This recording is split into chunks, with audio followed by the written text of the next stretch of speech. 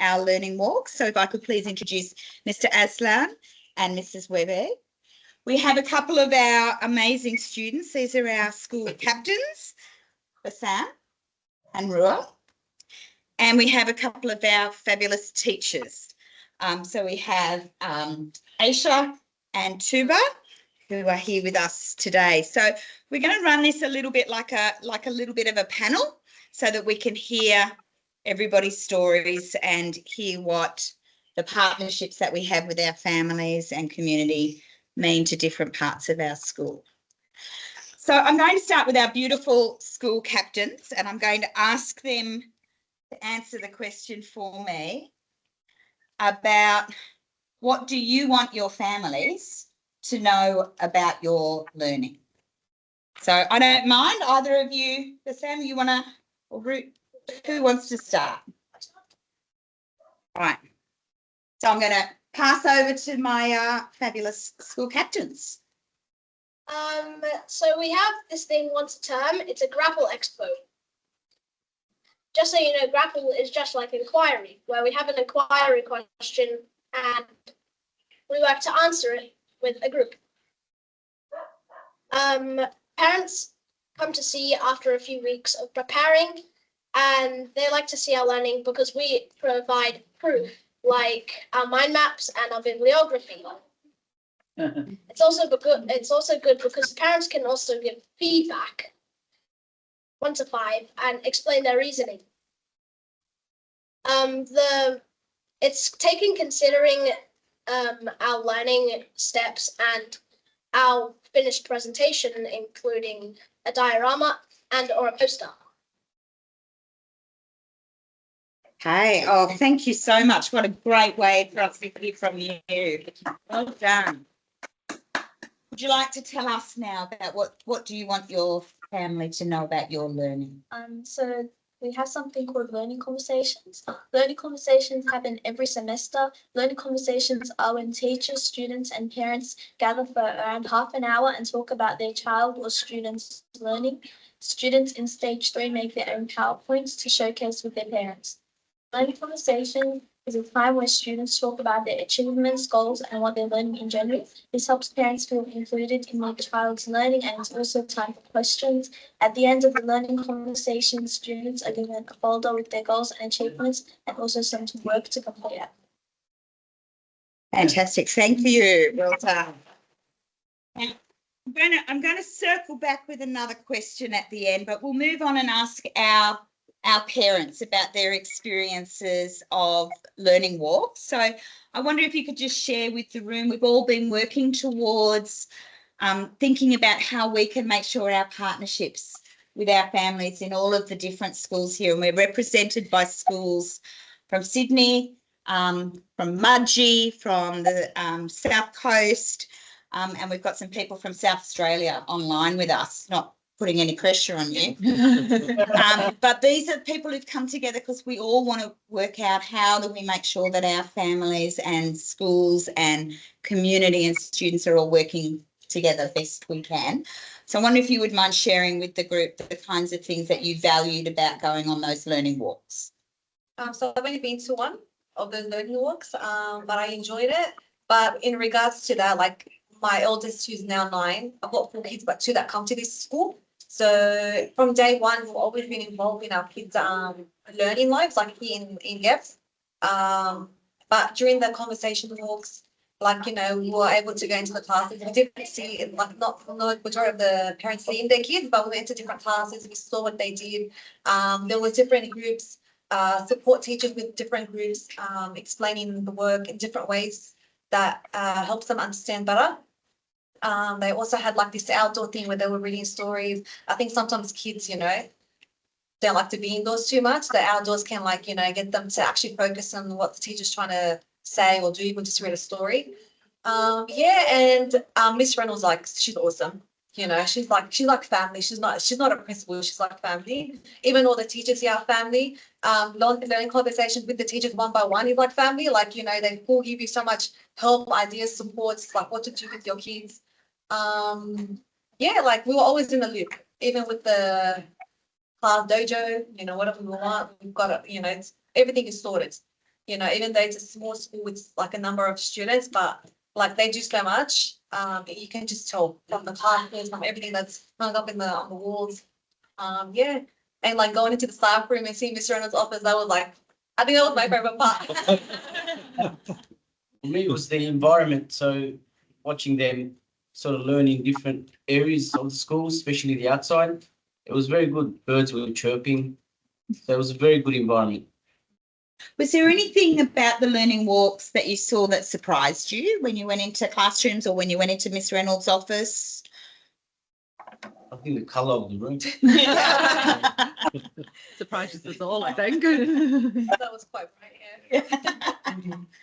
No, it was good. Like it was good to see like the kids looked very independent when they were doing the iPad work, the laptop work. So like they knew what they were doing. You know, like my daughter Tina, I'm too scared to give her a laptop. But she comes home telling me, Mum, can I use your laptop? Like I know how to use it. I'm like, okay, one day. So now like I still don't give it to her, but you know, just across the process. Good parenting going on right there. Like, they do like the typing stuff, like they do like, you know, writing and typing on the laptop. So yeah, like things that I don't try with my kids, like the device stuff, they're trying it here in school. Ways to learn. So yeah, I enjoyed that. I like that. Yeah, I like the fact that there's the extra supporting teachers in different classes, in different grades as well. yeah. I think Yeah. like, you know, kids need that. Not everyone's on the same level. Is there anything that you wanted to? The kids looked happy, which makes us happy, obviously. Yeah, But that was the big thing for me. yeah. And I guess one of the other things that we're thinking about is where to next. So after learning walks, is there something that you can think of that you would like to see the school doing just to really make that relationship even stronger? I couldn't come up with anything. It was perfect the way they're handling things. My kids went to a private school before this and they didn't want to go to school. They hated it. And this is different to them. They're happy. I'm happy. You know, keep doing what you're doing. We're happy. So I get the thing that I have heard from both of you. Let me see if I've got this right. Is like you talked about the relationship with Louise. You talked about the relationship with the teachers. You talked about that as being like the real foundation stuff that for you is so important. And then seeing in the school the things that are supporting your children and making them feel happy and safe at school. Yeah. That for you is what you're Yeah. you're looking for. You know, there's a lot of schools that have like high rank or high reputation, or you know, this school's better, that school's better. This is stuff that I was told before putting my kids into this school. You know, no, don't put them in this school. Like people were quite judgmental. But it all worked out for the best for me. You know, with a child with special need, this school worked out so much better. It's a smaller school. She was getting the support that she needed. I was able to connect with the teachers and get extra help for her for home. You know, they print out whatever I needed. You know, I'm like the type that like to do work with my kids at home. So whatever work I can collect from the teachers is good. And yeah, like, you know how they say agent got a number, but like, you know, there should be another saying for schools, even though it's a small school with like a small number of students, but like they're taken care of. Like even when I just come to pick up my kids, I can just see how the way the teachers, you know, they talk to the kids, oh, you know what's wrong, and they wanna be part of the lives of the kids, you know, like they're just right there, like, yeah, I can't fault anything, to be honest. Thank you. I think we all went on a pretend learning walk earlier, and that word was one of the words that came up in our group as well. And being brand new to the school, I can absolutely attest to that, and I feel the same sense of welcome from the families at our school. Thank you. Would you like to thank our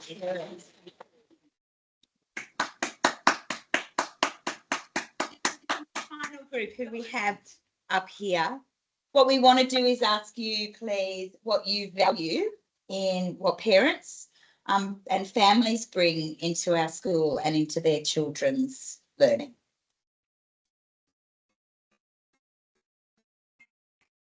I'm lucky enough that Miss Sweetby's daughter was in my class last year, and Miss Alson's daughter was in my class this year. So they're parents I'm familiar with. I think by being, as you said, a smaller school, we build so many more connections with our parents because it may be we taught the older sibling, the younger sibling, we've interacted with them before. We interact with parents of children that aren't in our classes. So we build more of a community and parents feel comfortable coming back, asking questions, clarifying questions, and having our school be so open with learning walks, and we have open afternoons, our learning conversation. Our parents feel, I feel like that parents feel that they can come to us about their concerns and worries, and that we can go to parents as well about our concerns and worries. Like, so having that open back and forth communication, I think is really valuable. And the kids understand that we value them as learners at school, but we also value what happens at home, and that we value what their home priorities are as well. We understand what's going on at home, and we consider that in schools as well. And having parents that understand that there is that back and forth relationship, it's really, really important. And the kids know that the teacher and the parent were on the same team, and we're there as a united front to be like, no, we're here for the child, rather than one of us focusing on education and one of us focusing on something else. And we're all together in this. And the kids, I think, understand that. And just adding on to too, but the partnership that we have with our parents in regards to the learning walks or learning conversations, when we have our open classrooms, it helps keep the conversation about learning going. Not necessarily just, it's not separate, it's something that happens in classrooms, but also we want to foster that in home as well, and vice versa, is what you was saying. So allowing those partnerships and adding that value between us as teachers, as professionals, but also as parents who can come up and ask, how can I support my child? What do I need to do to kind of, my daughter's struggling with example, X, Y, or Z, what can I do to support her? That conversation allows empowerment for our parents, but also for us and our students. So in that value that they bring, I don't think you can place a number or an amount. It's tremendous, because what we talk about learning is something that they can carry on home, and it creates more reflective conversations as well. So instead of saying, what are you doing at maths? The questions are more deeper in regards to, okay. Mm. Mm.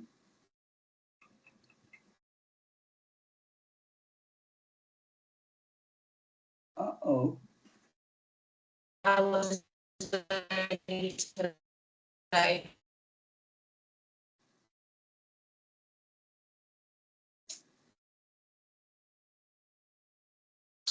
So I think the value is true. Thank you. I have lots of opportunities at schools to kids from the same family over the years, or to sort of have a long-term relationship with the family. To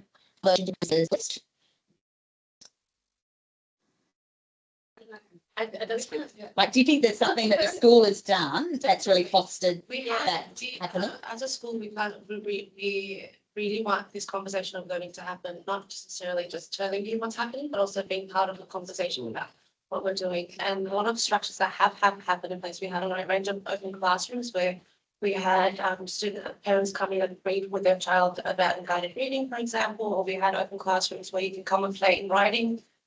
And those different experiences deepen those relationships, and also the conversations that might be happening at home.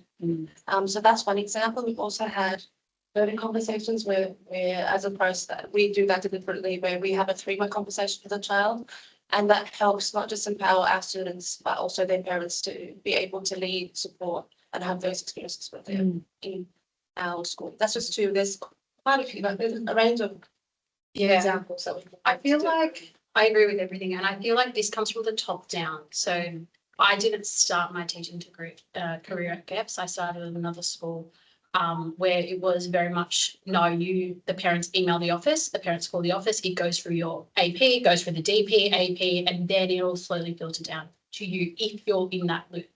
So it was a very closed off parent approach. Whereas when I started here at Gramblys, I was support, and I saw, because I was moving around the school so often, I saw how open Louise was with having conversations with parents. Like, she was always like, if a parent came in, she was one of the first people that would have that conversation with the parent, just so they feel included. if it was myself, like I felt like in my first year that I was unsure about something, she was always like, just come in and ask me. So I think from the top down, I think Louise is modeling that style of behavior, having that open door. I like to say the open door. See, and I always say it to Sarah, I was like, my door's open, like anyone can come in whenever they like. I think her modeling that kind of leadership, it filters down into the staff as well. And that filters through us to our parents as well, being able to have that open door with our parents as well, so they feel comfortable bringing not just learning issues to us as well as social things as well, because we're not just here for, yes, we're here for the education, but we want to support that holistic learning of like learners as well, building that resilience, building that grit in our students as well. So that doesn't just come through. You can have those in learning walk. We see that in learning walks when they're struggling with a task, like we want to push them to that zone where they're struggling, but they've got that perseverance. And I think that filters out into with our parents having that open door, being able to push through difficult things. So our parents don't just come to us saying, what are they doing in maths? It's like, oh, like they're having a friendship fire. Like, how can I help them understand that their friend's just not coping with something? And so it's growing that hope for growing the whole child together. Mm, Thank you. Can we thank our sponsors? Louise was here to hear that. I'll definitely pass it on. So I guess I wanted to finish off again by hearing again from the people who are at the centre of everything that we do for our beautiful students. What I want to do is ask you to think about what might be next. What else do you want us as a school to do to include your families in your learning?